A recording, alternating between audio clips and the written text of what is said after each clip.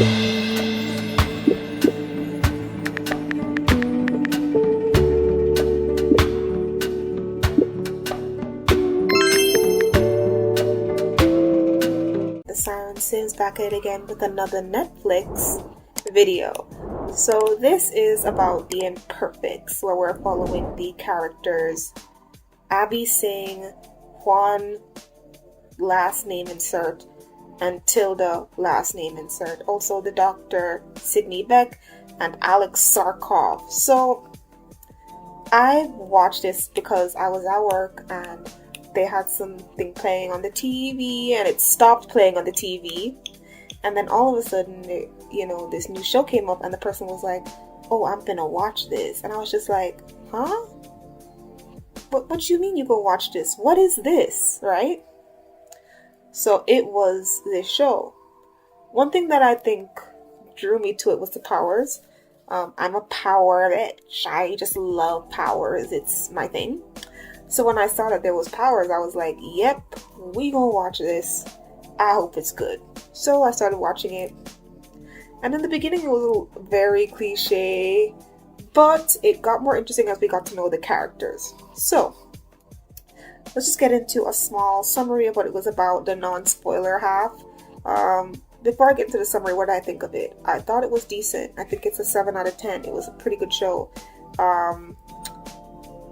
There are certain things that make me feel like I need to watch it twice because there are obviously some stuff that I missed, but yeah, I'm not going to. However, with that ending, it did make me very excited for season 2, so snap, good job, show, good job.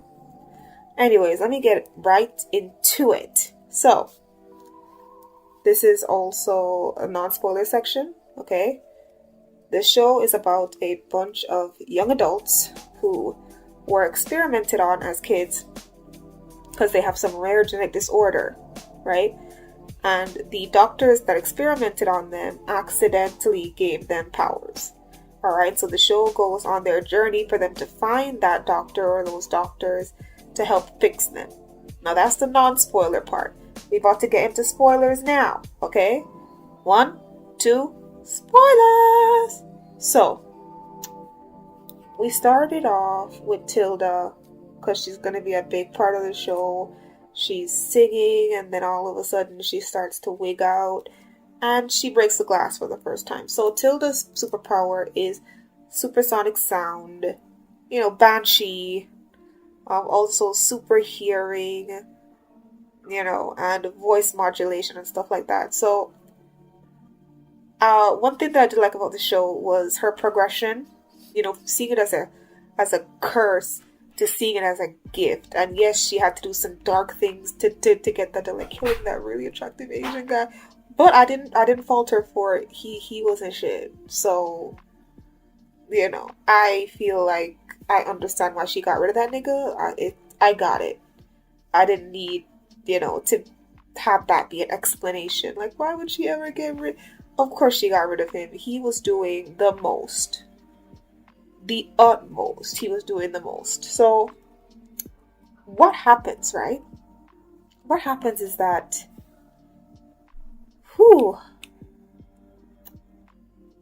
they all end up coming back there for different reasons. They're out of medication and they're starting to feel really weird. They're getting these headaches and they're not able to,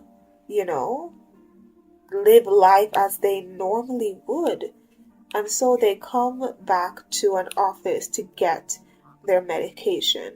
And what they end up finding there when they go is they end up finding the doctor that experimented on them.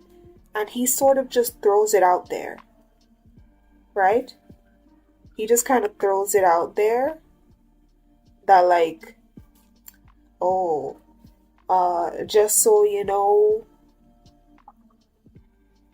some terrible shit could happen. And of course they kind of lie to him, but once he finds out that,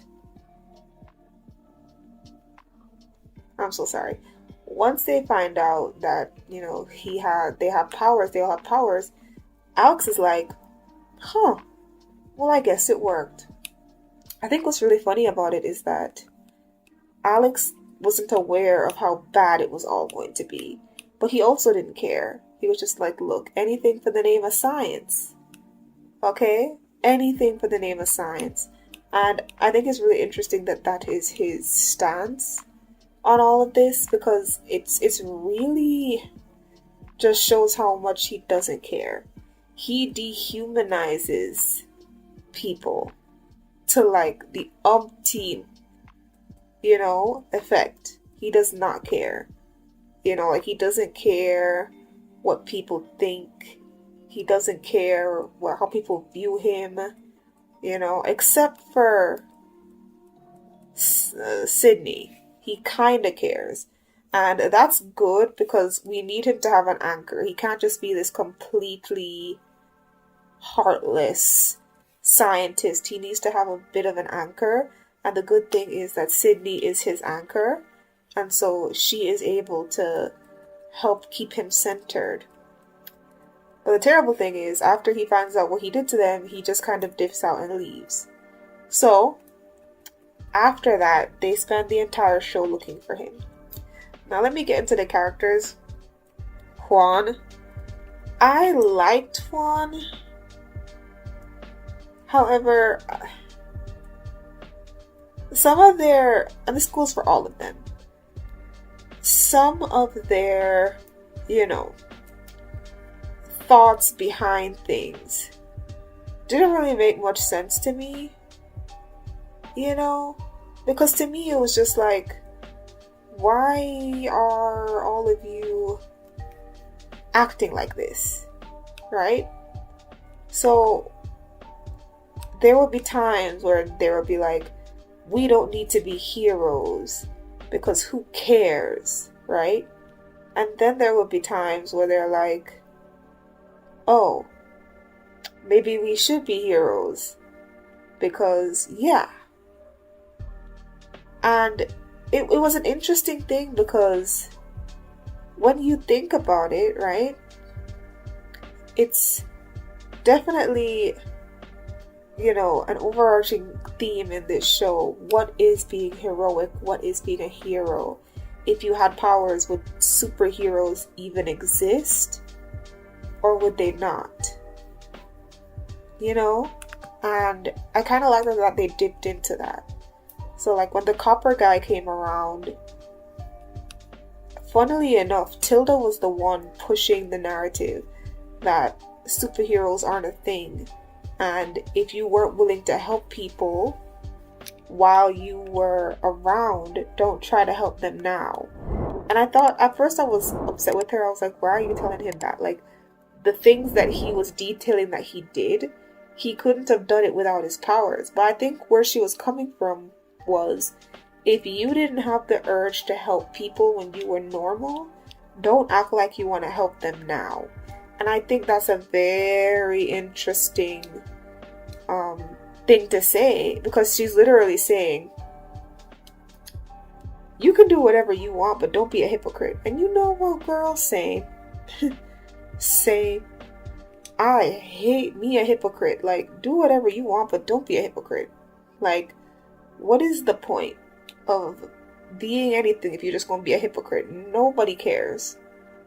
Let me let you know right now, nobody cares. So if you want to be a hypocrite, go do that. So I agree with her on that. Like, there's no need to be a hypocrite. It's either you're going to do something or you're not. What I like about Tilda is she's not a terrible person, so her saving people isn't outside of the realm of normalcy, right? None of them helping people is outside of the realm of normalcy, actually. So, I'll admit, as I watched this show, I did want them all to become a group and form superhero attachments and do what needed to be done. But I do understand that that's probably not what this show is trying to do. So I'm just going to have to wait for a show that will do that. Or just wait for a show that has that in mind. Or just watch My Hero Academia, because that's already a set team. But it's out now. Okay, and I'm going to make a video about it. I wasn't sure if I wanted to, but I'll probably just make a video about how I feel about the show in general. It's not one of those shows that I can force myself to watch, each episode of the season and be all about. I just love it too much to do that.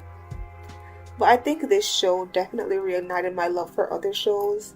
You know, a lot of these characters are interesting. Like, I really liked Abbi. You know, Abbi was ace, and I don't really like how we learned about it, you know, by Tilda just listening in on her conversation. But I did like that she was ace. Like I said, this is the type of representation I want to see.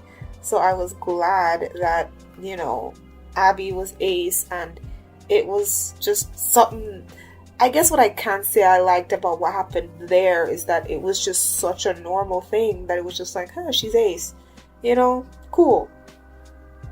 And what that does as well for Abbi, it recontextualizes her powers and all of that. So she got powers that kind of go against her nature, you know, and that's pretty interesting. Because, you know, like with Juan, you get a side of him that is like the person he is on the inside, the beast, the person who's always felt trapped and different that comes out. With Tilda, it's like this fiery, cool being, like, then that comes out. But with Abbi, it's like, I don't know if it's like the antithesis of her aceness, but like somebody who doesn't feel wanted can now attract the wants of others. I don't know if that is, you know, what they were trying to say, but that is what I got. So that would be pretty cool, you know, if that's what they were trying to do, show that these powers are sort of either bringing out their inner selves in a way, you know what I mean? I just thought that would be really cool if that was what that was happening, you know? Yeah, so Abbi was kind of my favorite character. I love me a smart girl. Okay, I love me a smart girl. It's like, ha ha ha ha ha, you know? One of the reasons why I like her is because she was just smart and she just knew what to do. Especially, right, when she was like fighting the people in. I was like, where did that come from? But then it was like, oh, she knows how to fight because her father is a martial arts teacher. Now people can say that that's a deus ex machina, which I understand. However, I'm gonna let this one slide because her family was actually a big part of her story. A big part of her story that never got fully seen, but it was still a big part. You know, where it's like she loves her family, but she can't be around them. Definitely tragic, definitely understandable. I mean, like she kept saying on the show, she didn't want her mom or her brother flirting with her, and I don't want those problems. So there is that as well. So when I was thinking about it as well, you know, when I was thinking about what happened with her brother and how Juan almost killed him, hilarious. Her relationship with Hannah was interesting. The whole her and Hannah thing was pretty intriguing because you don't really understand where it's coming from. I wish there was a bit of a backstory. You know, when they showed a few scenes of when they were kids, just to contextualize where some of these relationships are coming from, instead of it just being like, oh, this, oh, that. You know, like, it just kind of, sometimes these relationships kind of just come out of nowhere, instead of giving us a little context. And I would have wanted a little bit of context for, you know, Hannah's feelings. And Abbi seemed like she was somewhat interested in those feelings in terms of not completely rejecting her and telling her to fuck off, you know? So I just wanted to know where that came from, if I could, you know? But in any case, she was a cool character, you know? At that point, I decided that I just was gonna let go and let God when it came to this story, you know? So, next character, Tilda. She was just the cool girl. There wasn't too much to her. She was steady kind of cheating on her boyfriend emotionally this entire time, which is kind of why I didn't really talk too much about Juan. I like him, but the fact that he was low-key cheating on his girlfriend the entire show, emotionally, he's nice, but you know what they say about nice guys, they're not as nice as you think. Like, he's such a nice guy. He's all about helping people and saving people. And then all of a sudden, out of nowhere, Stone Cold. Then all of a sudden, out of nowhere, he just starts flirting around with Tilda, and you get the news that he's had a crush on her, and that becomes a thing, and the show kind of ends with them holding hands and her calling him after everything happens. And I'm just like, okay. Here's why I didn't like it. TV shows, please, if you want us to be okay with a new coupling that's already coupled up, kill the people that they're with, or make it make sense in a way that doesn't make them look like assholes. I mean, I guess you could say her Tilda's man was kind of an asshole, but then he became a nice person, and then he died, right? So he got enough character development to be nicer, and then he just died. And then Darcy, because of Juan, we were made to believe that she had a furry feet-ish. But actually, she was just accepting the chupacabra because it's him. And I'm like, and you really just gonna let that go because some girl who can't sing that well is in a band and you like her? Like, bro, like, your girlfriend's prettier than Tilda. She was accepting you for who you were, was trying to just be there for you with all of this. What is wrong with you? What is actually wrong with you? Because here's my thing, right? I was definitely thinking about their little relationship, and I was wondering to myself, why in God's great earth were they doing this? Like, why? Like, he's supposed to be the good guy, and you guys are deciding to make the good guy finish last. Like, oh, he's a good guy, that means he gotta do something bad.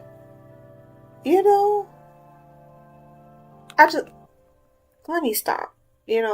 Let me stop. Alright, but that's what I'll say was my downfall with these two. I liked them overall, but their little romance thing, it just wasn't for me. Because I just wasn't loving it. I could see the points where it was cute, and it was good for the plot, because that meant that Tilda and Juan were there for each other at times that the plot needed, and would force the others to fight for them when the plot needed it. But in terms of it morally, it wasn't giving. It wasn't giving. It really wasn't. And I'm sorry. You can't be mad at me for that. Cannot be mad at me for that. Okay? And how did I feel about Sydney? I felt confused the whole time. Like, what happened to her at the end, where, like, maybe it's her, maybe it's Finch, maybe it's both of them. Because I find it hard to believe that, like, only Alex could tell that was Finch, and nobody else could tell.